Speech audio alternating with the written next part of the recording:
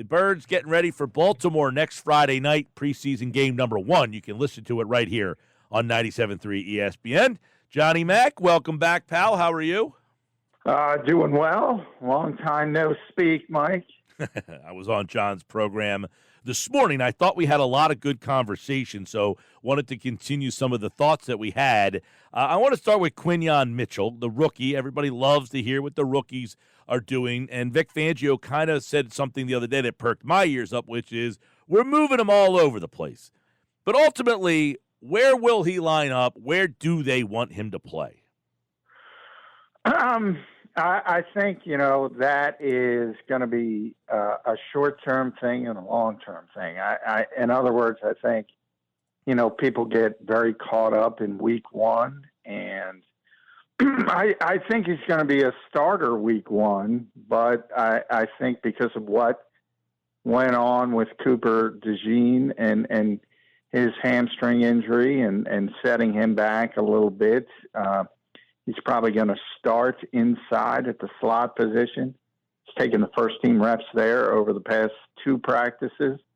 And then ultimately when Cooper's up to speed and ready to go, he's probably in the slot and Quinyon moves back outside. So, I don't think it's going to be static for the whole season, but the goal is to get him on the field immediately and long term. And I think that's exactly what's going on. I mean, Vic said early in the process back in the spring, he told us it's kind of counterintuitive. Most people do it the other way, but he likes to throw everything at guys early and then scale back, whereas most people like to build.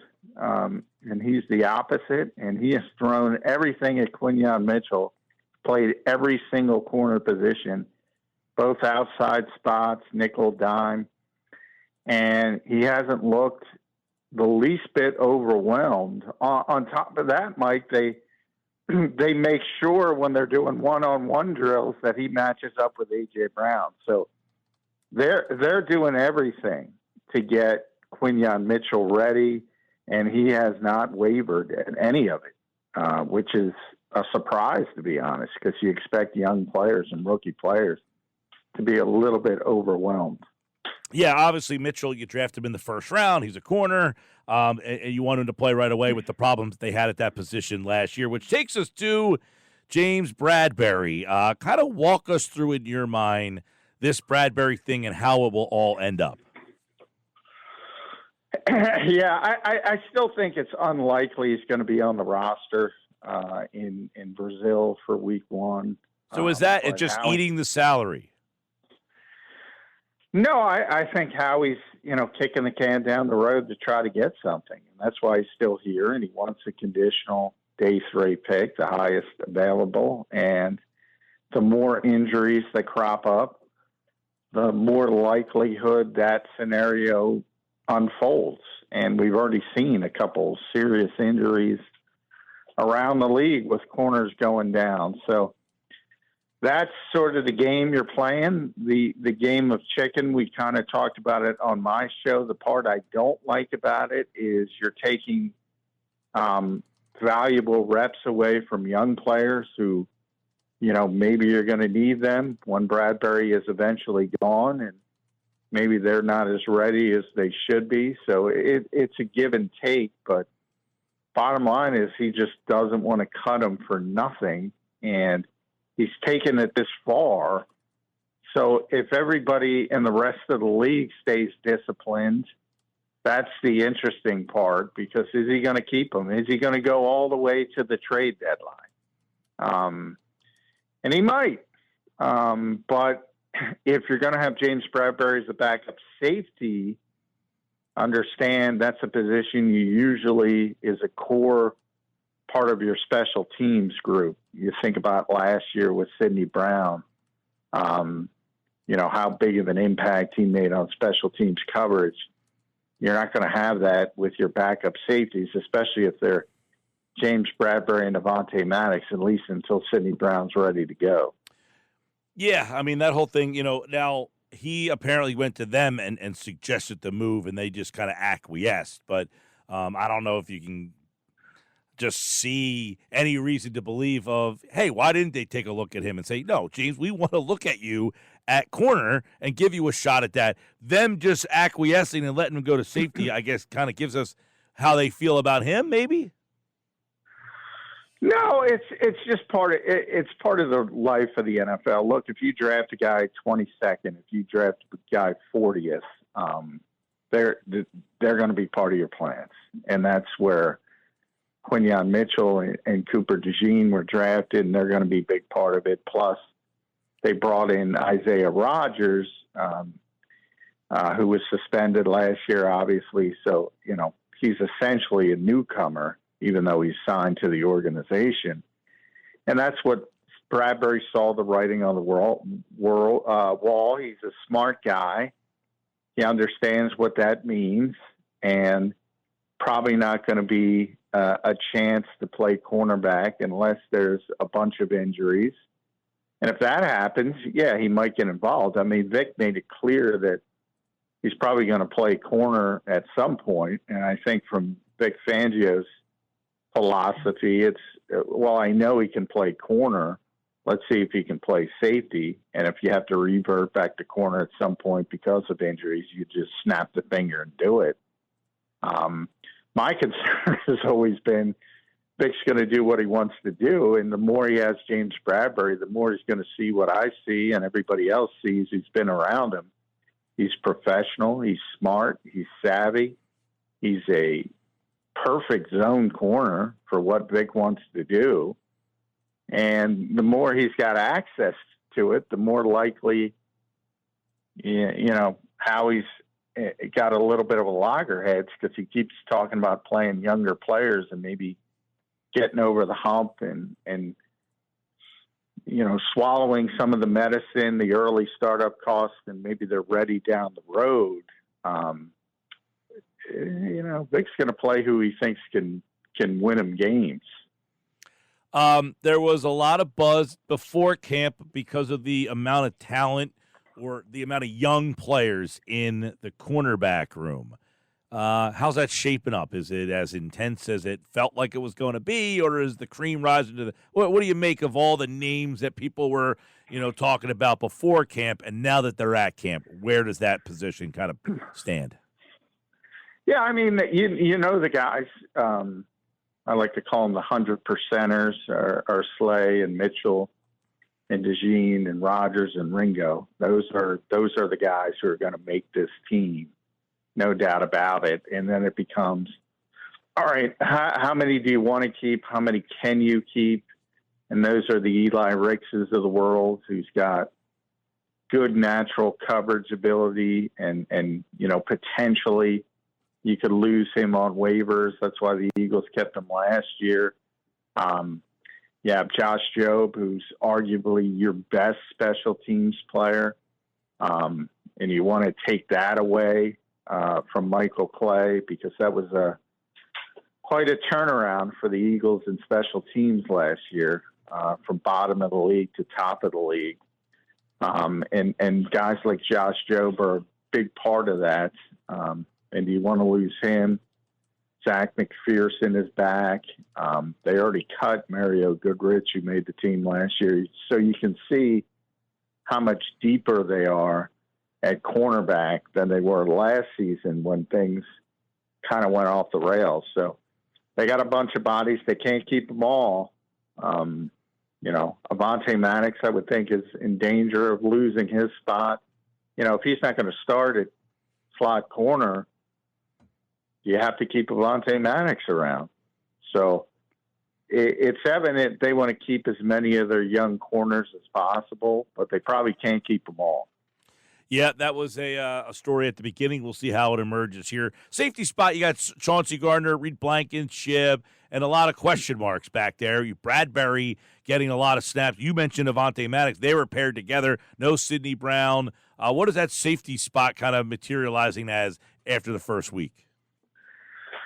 Yeah, well, it's interesting because it started, obviously CJ and Reed are challenged starters, and it started with the second team as Tristan McCullum and Mekhi Gardner. And then all of a sudden, Bradberry is on the second team with safety, and it became Tristan McCullum and James Bradberry. And now all of a sudden, Avante's on the second team with Bradberry, and Tristan McCullum and Mekhi Gardner are on the third team. So that's what I was kind of talking about. And, third team reps are not as prevalent as second team reps, not even close. So you're taking away reps from younger developing players for aging veterans who are probably 1 year guys, even in the best case scenario. This is probably going to be it for James Bradberry and Avonte Maddox in Philadelphia. So it's a little bit of that give and take. He probably doesn't like it, but they're on the roster, so Vic's going to use them or attempt to use them. And that's where you are. Now, I do think people, and this is even with Cooper DeJean, it's like, people forget he's here because he's out for 3 weeks. And it's like the end of the world. He's going to be back. And in the case of Sidney Brown, he might miss the first 2-3 games, but he's going to be back. And, he's a 23-year-old guy in phenomenal shape. He tore his ACL, so he needs 9 months. But he'll be back, and he'll have the same athleticism and the same upside. So I think people forget about those guys because they're not on the practice field right now. I want to get your thoughts on Nolan Smith. He was kind of the guy that was like the buzz of the beginning of camp. Darius Slay came out and said he's going to surprise people. There's been some talk that he's bigger. I asked you this morning, what kind of role does he have? Whose playing time does he kind of share, I guess, if you will? Where do you see Nolan Smith? Is he legitimately going to have a bigger I say bigger. It's got to be bigger than last year. He barely got on the field. But is it a regular role? Yeah, I mean, he has to. He has to step up and take one of those roles as you want at least 4 edge rushers, and he would certainly be one of the 4. Arguably number 3, that's where they want him to be because of Brandon Graham's age. And we'll see if he can handle that workload. He is bigger. He's gained about 7-8 pounds, so he's at 245 from 238. Spent the part of the off season in Southern California working out with ours, so he got some interesting knowledge from a quarterback's perspective. He was helping him out, and quarterbacks, when they're willing to give out information, can give you some tricks of the trade when it comes to snap counts and things like that, which could help an edge rusher. So he's doing everything possible to make sure he comes back and has a better second season than he did rookie season. But I think through all of that, the most important part is he got his shoulder worked on. And hopefully that procedure cleans up the difficulties he was having with his shoulder. And he was having a lot of difficulties. So I think if he's healthy, I think that's the best of all the things people are talking about. Yeah, he had to get stronger, had to get a little bit bigger. And that's typical for rookies in the NFL. And he's undersized to begin with for an edge rusher. So that's positive. But I think if he's healthy, you're going to see some things because there aren't many 245-pound edge rushers who ran a 4.39 coming out. So he's got all the athleticism you could possibly ask for. Just got to put it all together. Yeah, I know that anytime there's a young player who doesn't play their first year, they're almost automatically deemed a bust. Let's remember a guy like Brandon Graham was not a great player right out of the chutes, and people deemed him a bust. Hopefully people haven't thought that way about Nolan Smith already. Yeah, I get it all the time. People criticize him. Yeah, it's amazing. They don't learn from history, that's for sure. But, I mean, I think I don't know why it's, maybe it's social media, maybe it's how fast everything moves. But as I said, with people like Sidney Brown and Cooper DeJean even more so because he's out for 3 weeks. That's what, and it's like he doesn't exist. He's only out for 3 weeks in the preseason. And, yeah, I can't tell you how many comments I got. Oh, my God. It's like, what? Settle down. Yeah. He's going to be back very, very, very quickly. We talked a lot about the third wide receiver, Paris Campbell. What kind of role does the third wide receiver have? Make a play when it comes to you, which too often Quez Watkins did not. You're not gonna, Britton Covey talked about this yesterday. I don't know if you saw him, but he spoke on the podium, and he's such an intelligent player. And he's like, and he explained it perfectly. And he said, if you're that third guy on this particular team, it's not going to be very ball centric. I call it traffic. You're not getting a lot of traffic. And Nick has been pretty consistent, and he said it again. And, this passing offense runs through A.J. Brown, Devontae Smith, and Dallas Goedert, which it should. Anybody who says anything differently is insane. So, there's only one football. There's only a certain amount of offensive plays in any football game, even for the best offense. And there's not going to be a lot of traffic for that third receiver. And that could be the third receiver in a literal term, like if it's Paris Campbell or John Ross or Britton, or it could be Grant Calcaterra as the second tight end, or it could be Saquon Barkley as the running back. There's not going to be a ton of traffic for those particular receivers.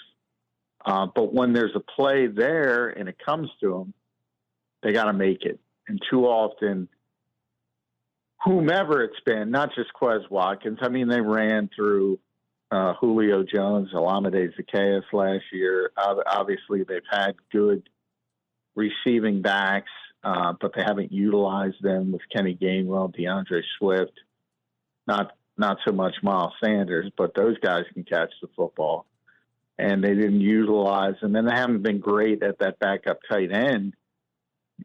Previously the Jack Stoll was more of a blocker. Now you're going to have more of a receiver in Grant Calcaterra, plus Kellen Moore has a history of utilizing two tight ends, especially when they can catch the football. So it could be a different way. It could be Saquon, it could be Calcaterra, but whomever it is, when it comes to you, just make the play. Mm-hmm. Yeah, and you mentioned Saquon or Calcaterra.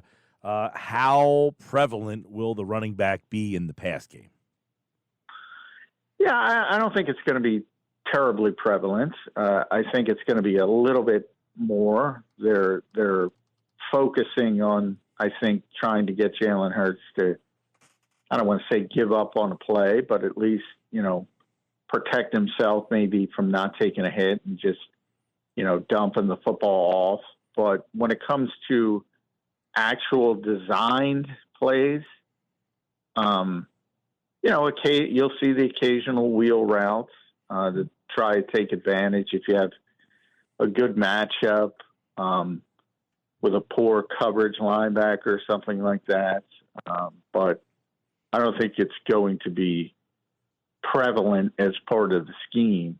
But they're trying to, say if nothing is there, dump it off. I would interject this. So I was talking to you this morning about something that Howie said on the Up and Adams show yesterday. I don't know, you saw Dallas Goedert was on there yesterday or this morning or something. And the clip that they put out says, how excited is Dallas Goedert about the Eagles' emphasis on the short pass game this season? So I guess that would have a lot of people's ears perked up. Wait, short pass game? Does that mean running back, tight ends, they're going to be a part of it? And then she notes that no one threw downfield more than Jalen Hurts, which is something that Sirianni kind of hinted at the other day of like, hey, maybe we, threw the ball downfield a little too much and we need to be more cognizant of that. Here's what Sirianni said, that he said that Hurts wasn't to blame. Here's what he said. You don't want to be anything extreme, right? This game's a game of balance, right? And so that's not Jalen. Like, that's us as a group. We're, the plays that are being called, the plays that we're calling, the scheme that we're doing. So that's not, and so that's just not him. That's us, and we got to be able to spread the ball around the field. I know some of the times last year we were all chasing big plays because we know how important explosive plays are to the offense, but explosive plays have to come to you. You can't just chase them, and that was a result of all of us. So will there be an emphasis on the short pass game, hearing that and then hearing Goddard? A wise man avoids all extremes. Nick's been saying that since he got here. Yeah, I mean, I don't think there's any doubt about it. They were chasing big plays, and they fell in love with the big play. I don't think there's any question about it. I do think Nick's trying to protect the quarterback. I think the quarterback was a big part of that and was trying to, but I also think it's natural because they had so much success with big plays and splash plays. So you saw even Patrick Mahomes go through that when he lost Tyreek Hill. And, people kind of forget because of all the Chiefs' success. They often have hiccups in the regular season.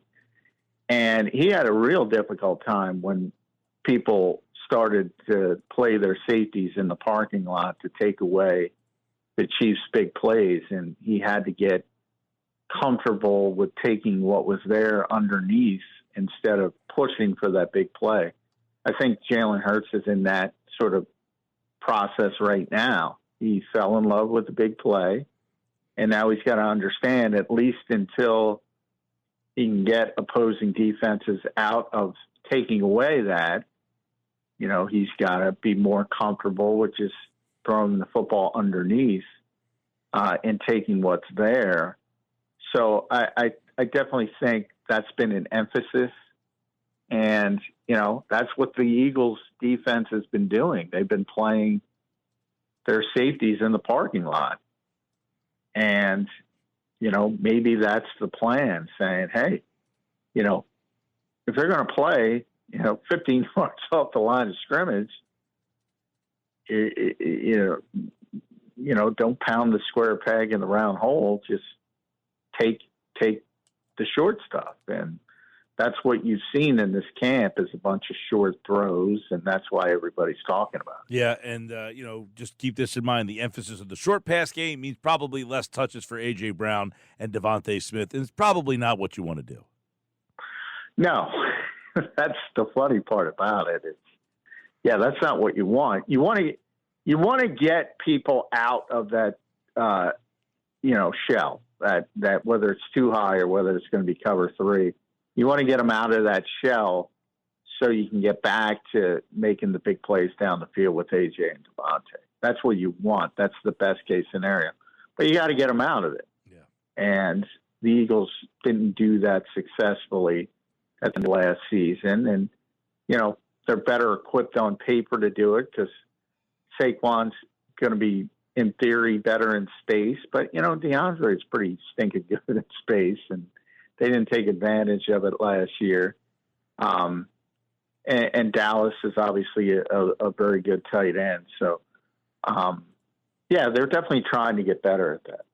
All right, John McMullen with an update on all the things going on at Eagles camp. There's a lot more, but there's some of the main things that are happening. Weekday mornings, 8 a.m. You can check out John McMullen on Birds 365 on the Jacob Media YouTube channel, and, of course, right here during the football season on the Sports Bash Live on 97.3 ESPN. We're almost at that time. Football season starts tomorrow night with the Hall of Fame game, and you can hear that game on 97.3 ESPN. All right, John, thanks, buddy. All right, thank you, Mike.